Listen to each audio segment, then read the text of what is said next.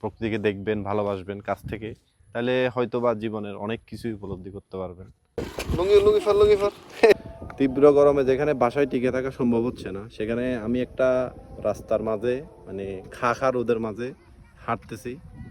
এখানে অতটুকু তাপ আমি অনুভব করতে পারছি না, কারণ এখানে চারিদিকের প্রকৃতি এত সুন্দর, না ভরে আপনি থাকতে পারবেন না।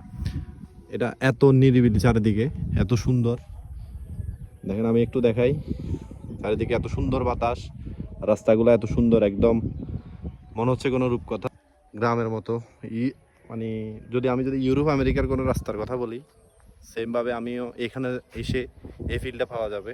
এখানের প্রকৃতি গ্রীষ্মকালের তুলনায় বর্ষাকালে যখন দুই পাশে অনেক ধান ক্ষেত থাকে, সবুজ থাকে সব দিকে, তখন এই রাস্তাটা অনেক বেশি সুন্দর লাগে। কিন্তু বাতাস আস্তে আস্তে খুব সুন্দর। এখানে শুধু এই আশেপাশে শুধু এই একটা মাত্র দোকান আছে, তাও এটা সেলাইয়ের দোকান। যদি একটা চা পানির দোকান হতো তাও মনে হয় অনেক ভালো লাগতো। একটা সেলাইয়ের দোকান এখানে, মানে টেলরের দোকান আর কি। এখানে একটা গাড়ি চলে, রাস্তাটা দেখেন। এখানে গাড়ি চলাচল খুবই কম, মাঝে মাঝে দেখা যায়, অত বেশি গাড়ি নেই। এই জন্য এই রাস্তাটা এখনো ভালো আছে। আচ্ছা, রোহিঙ্গা ক্যাম্প আছে এই পাশে, তো এই পাশ থেকে ক্যাম্পের গাড়িগুলো যখন এদিক দিয়ে আসে তখন এই রাস্তাটা দেখা যায়। আপনি প্রকৃতির মাঝে যেই শান্তিটা পাবেন, তা আসলে আমাদের ভার্চুয়াল জগৎ বা কৃত্রিমভাবে কোনো কিছু উৎপাদন করে, কোনো এসি বা বাতাসে এরকম এত ন্যাচারাল শান্তি কোথাও পাবেন না। প্রকৃতির মাঝে আমি আমার একটা ছোট্ট বন্ধুকে খুঁজে পাইছি। আচ্ছা বলো তো, তোমার বাড়ি কই, বাসা কই? সাগুইটা। হ্যাঁ, সাগুইটা। সাকবইটা হড়ে আবার একে না। কোন ক্লাসে পড়ো? 5 ফাইভে। মন্দিরের দিকে। এখানে কার বাড়ি? আর হুম, এই যে আমি প্রকৃতির মাঝে বসে আছি একটা গাছের নিচে, চারিদিকে শুনশান নীরবতা। আমরা যে শান্তিটা পাই না এখানে, এত গরমে, তীব্র গরমেও এখানে আমি কোনো গরম ফিল করতে পারছি না। এখানে পাশ করে যদি রাতের বেলা 10টা মিনিট যদি ঘুমাইতে পারি, শুইতে পারি, আমার মনে হচ্ছে আমি নিশ্চিন্তে আমার ঘুম চলে আসবে। চায়ের দোকান হয়তো তাহলে এই জায়গাটা মনে হচ্ছে আরেকটু জমতো।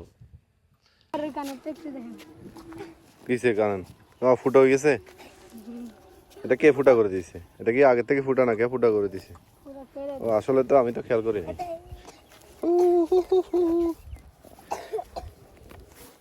ড্রোন চালাতে পারবা বড় হয়ে? বাবু এদিকে তাকাও। এদিকে তাকালে ড্রোন অ্যাক্সিডেন্ট করবে। ড্রোন অ্যাক্সিডেন্ট করবে। এই তো লুঙ্গি খুলে যা। কমে গেছে, বিকালের ওয়েদারটা, আকাশটা একটু ঘন কালো হয়ে আসছে চারিদিকে। এখন আরো শুনশান নীরবতা, কোনো মানুষ নাই এখানে। বেশিরভাগ শুধু টমটমই চলে, রোডের জন্য এগুলো খুবই বিখ্যাত। এখানে বড় কোনো গাড়ি আসলে এখন পর্যন্ত দেখি নাই, খুব কম। এই রাস্তার মাঝখানে দুইটা গাছ আছে, গাছ দিয়ে অনেক সুন্দর লাগতেছে। যদি রাস্তার পাশে যদি আরো অনেকগুলো গাছ থাকতো হয়তো বা আরো সুন্দর লাগতো। আমরা যে প্রতিনিয়ত যে গাছ কেটে ফেলি অনেক, এটার সুফল, এটার কুফল আমরা এখন পুরা বিশ্বের যে বৈশ্বিক আবহাওয়া, যে গরম, এটা আমরা পাচ্ছি। তো মাঝে মাঝে সময় পেলে এরকম প্রকৃতির সাথে মিশবেন, হারিয়ে যাবেন, প্রকৃতিকে দেখবেন, ভালোবাসবেন কাছ থেকে, তাহলে হয়তো বা জীবনের অনেক কিছুই উপলব্ধি করতে পারবেন। চার দেওয়ালের মাঝখানে না থেকে, প্রযুক্তির ভিতর আটকে না থেকে, অনেক কিছুই আপনি বাইরে এসে উপলব্ধি করতে পারবেন, যেটা আপনি বাসায় বসে ফিল করতে পারবেন না।